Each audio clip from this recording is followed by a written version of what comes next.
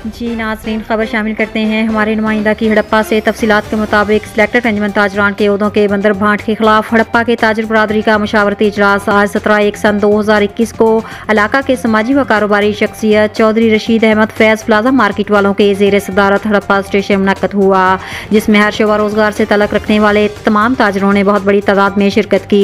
इजलास का आगाज़ तिलावत कलाम पाक से हुआ। इसके बाद ताजरान की दावत पर आने वाले सिलेक्टेड अंजुमन ताजरान के ओहदेदारान, जिनमें deputy general secretary Chaudhry Ehsan Rasheed, secretary Nusrat Khurram Shahzad, member executive Mian Noorul Amin, member executive Mohammad Niaz Rehmani ने सिलेक्टेड कमेटी के गलत तरीकाकार से इख्तलाफात करते हुए फौरी तौर पर इस्तीफा देने का ऐलान किया।